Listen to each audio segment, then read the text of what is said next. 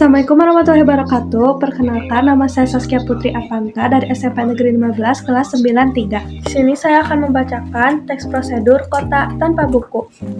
Pernahkah kau ke toko buku, perpustakaan, atau taman bacaan? Tidakkah kau merasa istimewa ketika berada di dalamnya? Di sekelilingmu ada berbagai toko dari dunia nyata dan khayalan, tempat yang pernah kau kunjungi dan yang belum, informasi dan cerita dari masa lalu, masa kini, dan masa depan. Semua berpadu, semua berada dalam genggamanmu. Saat berada di antara buku, tidakkah kau merasa menjadi raja dan ratu? Ruang dan waktu seolah menyatu tanpa batas. Kau bisa terbang, melintas sekat negara, dan melewati berbagai zaman. Kau bisa menyelam ke dalam samudera, melayang di angkasa, bercanda dengan aneka satwa, dan berkelana di tengah padatnya kota, juga di rimba raya.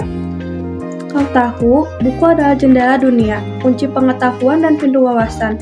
Muhammad Hatta, sang proklamator, berkata, "Aku rela di penjara asal bersama buku, karena dengan buku aku bebas." Melalui buku, manusia berbebas dari ketidaktahuan. Tempat-tempat yang dipenuhi buku adalah harapan berkembangnya pengetahuan dan wawasan. Apa jadinya jika kota tanpa buku? Pantaskah dia disebut kota? Di kota itu mungkin kabar datang dari sumber lain, dari koran, televisi, atau internet. Mungkin informasi dan cerita datang dari cerita nenek moyang, bagai dongeng-dongeng sebelum tidur. Irama warganya pun tiada beda. Bangun pagi, bertebaran di muka bumi untuk berbagai keperluan, untuk kembali pulang siang atau sore harinya.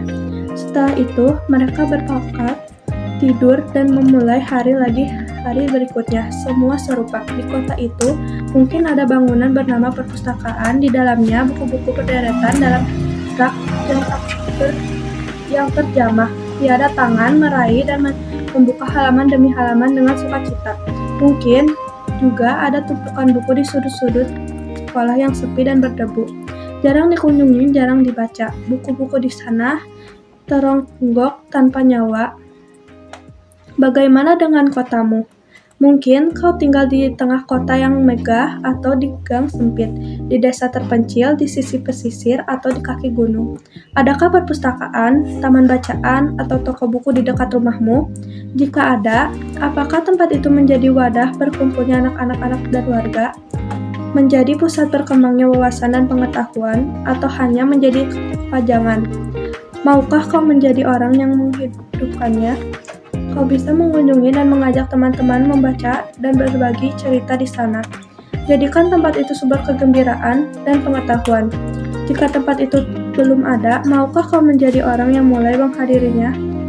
Kau bisa memulai dari sebuah sudut di teras rumahmu. Ajak teman-temanmu memulai langkah baru. Jangan biarkan waktu berlalu tanpa buku. Siapapun dirimu, bersahabatlah dengan buku.